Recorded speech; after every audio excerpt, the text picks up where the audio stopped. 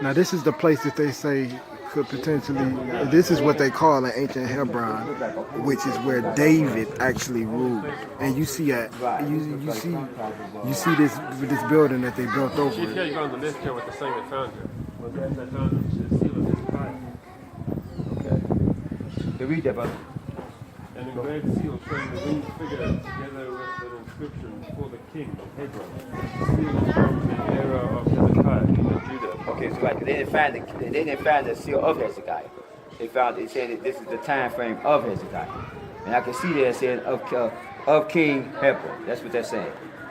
They said they found that of King Hebron here, right? Okay, of King Hebron. Okay. You read it. This seal is one of 5 found in the 4-room house in Bethlehem. Such seals bearing the name of 4 towns: Hebron, Ziph, Zocho, and Mephibosheth, were embossed with handles of pottery urns. And that on top of that right there. Look at that ancient obara right there. These 4 cities in the kingdom of Judah as preparation against the Assyrian invasion. Lama-laka. Okay, now. Lama-laka. Let's say of king. Okay, now guys, here we Let's say up top. actual place Of here, king. where David Lama-laka. And then you see at the bottom. They're saying that It this say is the fort. Habarana. Let's say Hebron. Visited before was supposed to be the graves in the valley where Abraham actually supposed to have buried Sarah. But this here is what is being said or promoted as the actual fort of David, the actual place that he ruled He's from. saying it's the fort of Here, David where he ruled in is 2 Samuel chapter 2. I guess you could say the proof that this was Hebron. And they saying that this seal here, which is saying it's the seal of the king. You can see that in Obara. It says of King Hebron right there. So that's clear. And they're saying this is one of the seal jars that indicate. Yeah, they say this is one of the seal jars that inscription that shows that. So the inscription here goes off into the information. So now what we're gonna say, guys, we on our way finally to the place they call Amorite Jerusalem. Yes. And we done did the hunt, and we done came up here to the actual spot that they say is, is the space where David reigned. And from this spot, David supposed they came down to Zion and took the fort. Now we can understand if he reigned here, why he came down to Zion. And took that fort down there. And that became as he David, because the fortifications here, it ain't in comparison to Zion. You follow me? We looked around here, this hill is not the top hill in the area. And all this is what's called Amorite Jerusalem. Peace. So right now we going to the graves of the kings. Now when we talk about the graves of the kings, that's one grave right there. Let's try to do it real quick. Alright, we talking about the graves of the kings. We about to go to the Messiah grave real quick. You see the grave? You see the little city? This is ancient Bethlehem right here. Ancient Bethlehem. Yeah, ancient Bethlehem. You can read about this from the book of Kings. You see that ancient well? You see that well? You see that water? Let's drop a rock down there and see. Yeah, I see the water. I can see it. Yeah, so this is the ancient well. So depending on how big the well is, how big the city is. So that's the ancient well. We about to go to the Messiah grave right now.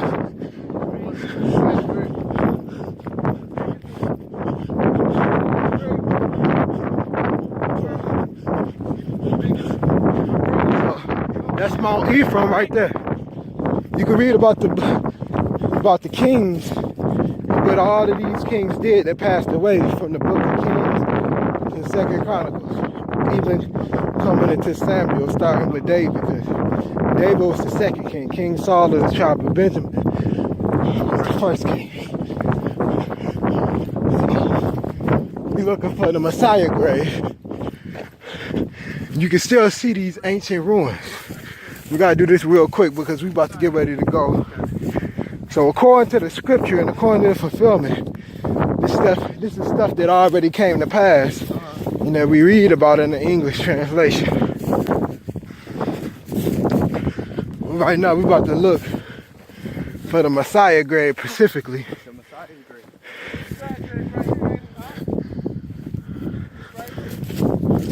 Yeah, that's the Messiah. Walk right past it. So, you see how the tomb was raised? It's the Messiah grave right here. They pushed the stone over. This is the Messiah grave. A lot of it's gone. So, but if you go on the inside, it's a huge grave, and the way they describe how he was laying and how he had the room, if you go in there, you'll see it all. So this is the Messiah's grave. This is the greatest grave here. Right. Absolutely. This is the one. What was our boy name that brought him down into the grave? Asked for his body. Joseph. It was it Joseph, or was it with a dude that started with an A? Yeah, I think it was. Dude, Armenia or something like that, or Yeah. you might be right though. You might He be. asked for Jesus' body. Yeah, that's Arminius or something like Yeah. that. And he washed his body, put him in some nice oils, and clothed him, and put him in the grave. All right. And that's why this grave is the greatest grave here. You ain't gonna find no grave as great as this one. The King Hezekiah grave is on that mountain, Yeah, it's on that on Mount Ephraim. Going So into this is the border between Ephraim and Judah.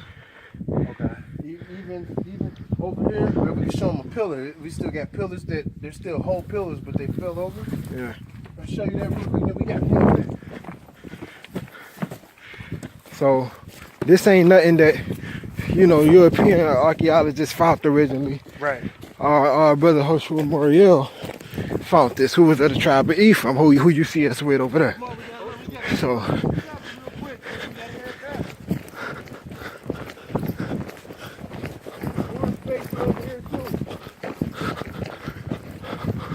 You know what we're talking, right? now where we going? Remember when we always start off with?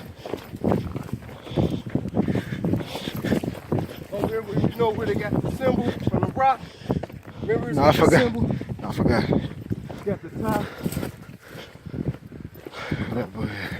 It's over here.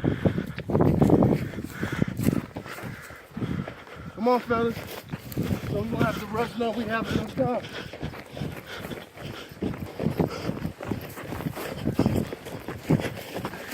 So you see all of the ancient ruins. The 2,000-year-old city. We still see here. We about to see one of the ancient letters of where we know. That's the ancient Obara in this city, so that you may know. We verify the language. Here goes the pillar base right here. This would have been a pillar base. There's gonna be pillars that fell off in here. Oh, I see a pillar right here. Yep, we got pillars here. Find that top right there.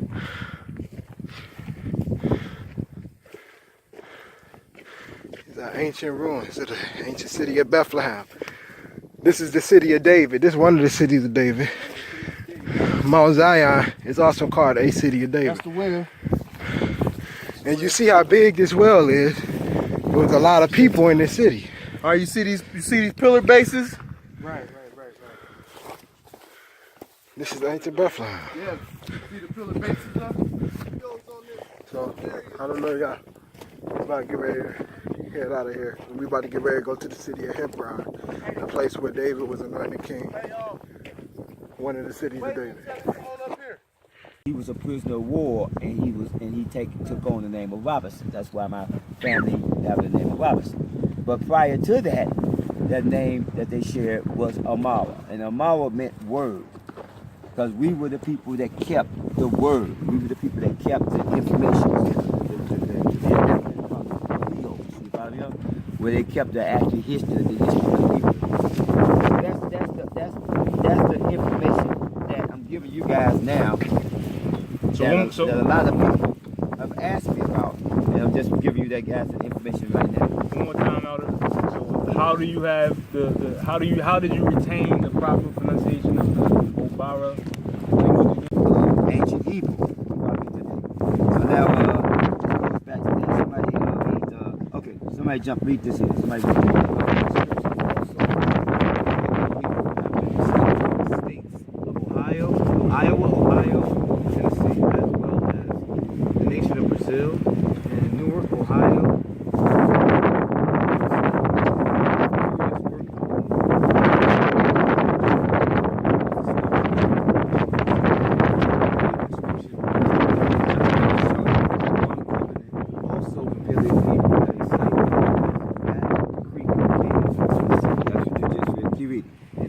Hebrew inscription that has been found, which is mentioned the Israelite tribe of Judah. Right. You see, so all of this information is there and has been there in America, waiting for the because remember now, the most rebellious of our people got the worst punishment.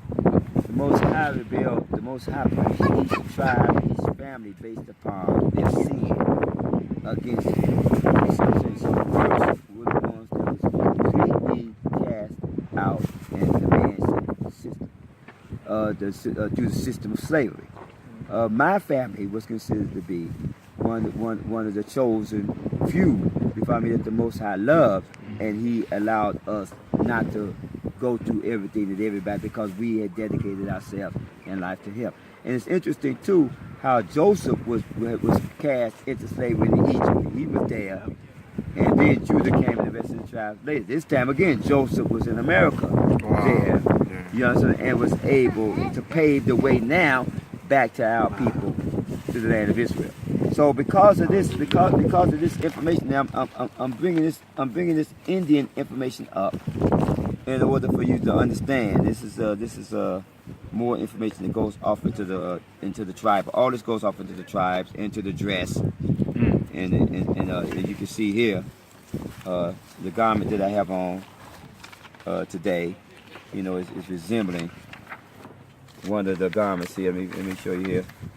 You know, of our forefathers here. That enabled me, that knowledge of what's called ancient Cherokee, enabled me to be able to read this artifact right here. Okay, that, brother. So now, this artifact was in the Jewish newspaper. And because it said, this artifact was in the Jewish newspaper. And I can see clearly, because it's the same writing that was called ancient Cherokee, that was known as ancient in America. Used it as my family every time. So here, somebody read this for me.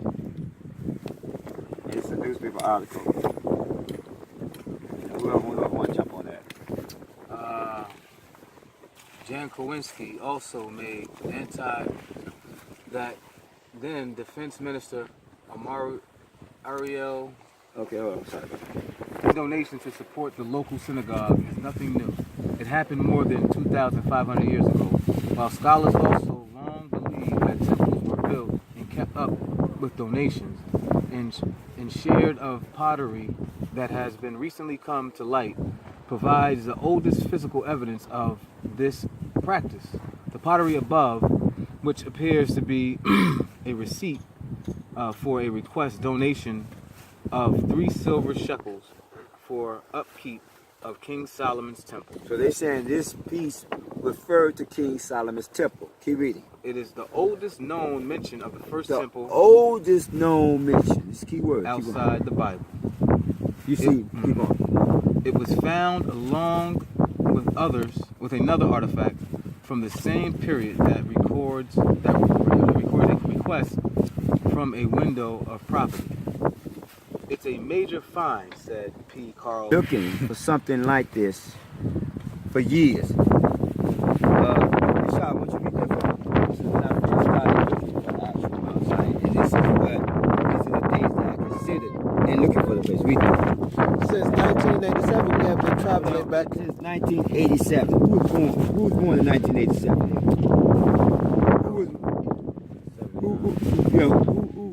How old were you in 1987? I was 9. You follow me? So since when you was 9 years old, I started looking for Zion. I'm just trying to give y'all a reference. Keep reading. Since 1987, we've been traveling back and forth from the land that is called the land of Israel. When we first arrived in the land of Israel in 1987, the first place we went was what they called Mount Zion. As we sat down before what is called Mount Zion, we looked at the walls around the city called Jerusalem. While reading the scriptures and examining the history of the wall around, we found some discrepancies in what was said to be Mount Zion today and what scriptures said the conditions of Zion should be.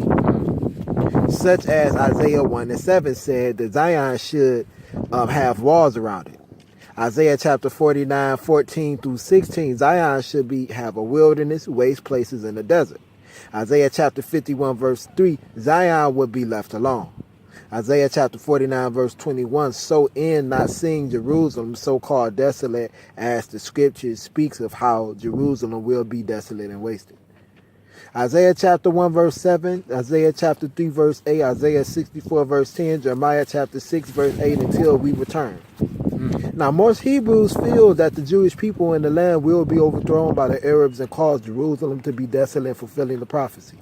Then, as a people, would come and rebuild the desolate and the waste places. Now that's what all of the teachers taught.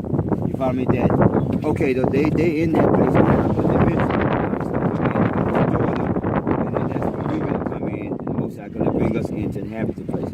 Keep reading. I myself believe that this was the cause until we found some discrepancies in what is said to be Zion and Jerusalem today. So now the scriptures which said Jerusalem, a city sought out, Isaiah chapter 62:11-12, became very plain to us. And Zion which no man seeketh after, Jeremiah chapter 30 and verse 17, which makes perfect sense because all men today think they know where my Zion is. This brother here, because my parents came here, and I just happened to take him up to the place they call Jerusalem. And so he went to here I saw the translation of the scripture, and here I saw another artifact on the page here. I saw the translation of the scripture, but then I actually found this artifact here, and you can see that's also in 2002, and I actually found it here, and it says it's from where? So then, but then it says another artifact that's also that was found here, and this artifact here. That was slain, or that was spoken among certain black Cherokees. But let's make a statement to you. What happened is that just like here in America, they started a campaign against black Indians, and all the black Indians were separated from what supposedly our brothers. See, in America, what happened because we were when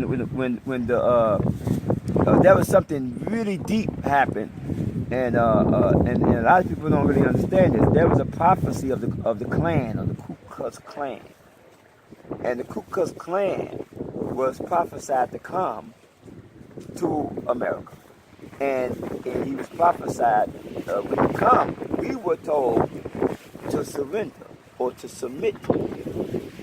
When the Ku Klux Klan came, they took over under the Spanish, and we surrendered to them because we knew that they would control. We knew that they would control the whole of America. So in America they called us the 5 civilized tribes. You see, because we didn't fight. We surrendered. We understood that it was ordained for the Klan, which were the ancient Assyrians. See, the Most High had blessed the Klan, or the ancient Assyrians, to be the hand of God. To be the hand of God. And they went through America lynching our people because of the rebellion of us, our refusal to return to the commandments of God. You see, so part of that, was a part of what happened. Sorry, excuse me. Yeah. We disturb you. Right, so I was talking about the Klan, right? You know what I'm saying? So that's a part of the history, that all the brothers now, and I'm saying this because I haven't said this before. I'm saying this for the brothers that's sitting here. You follow me? That I'm giving a little bit more information. You follow me? So a little bit more information I'm giving is to understand how the history of the Indians, black Indians, and how the Klan came into North America. The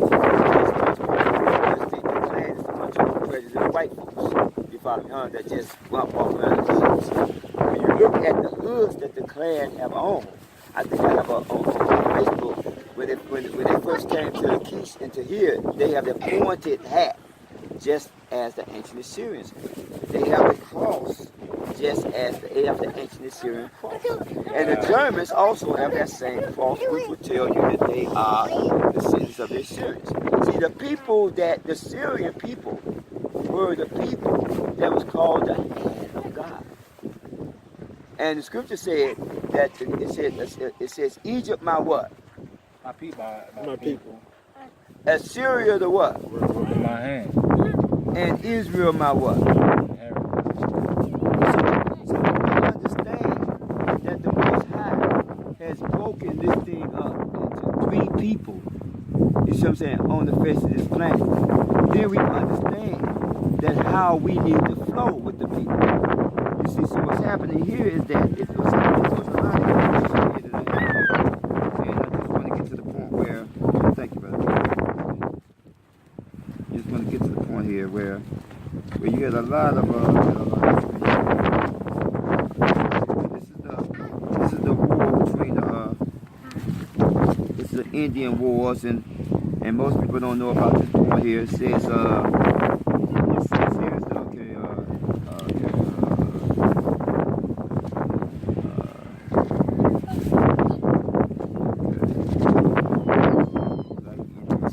Many slaves came together.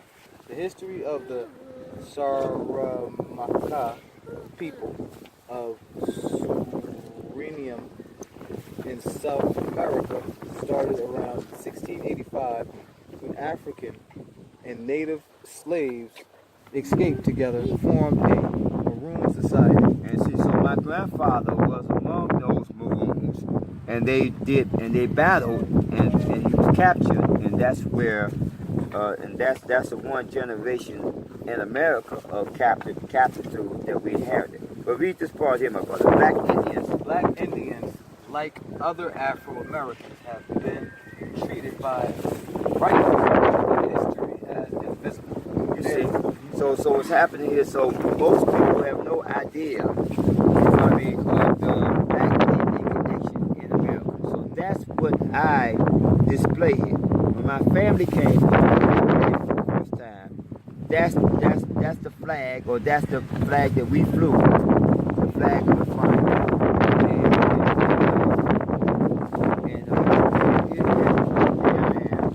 Here in Israel.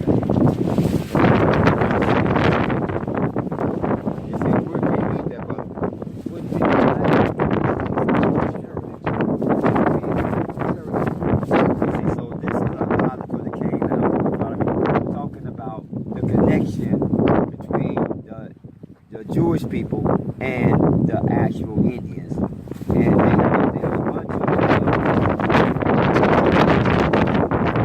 connects with the same Cherokee, and which connects also with my family. So that's where all of that Indian language, heritage, pronunciation all comes in it. You see, so now because of that, that's where this story here unfolds. Here in America, they've actually had artifacts. Now, it says here, you need to see this very carefully, brother.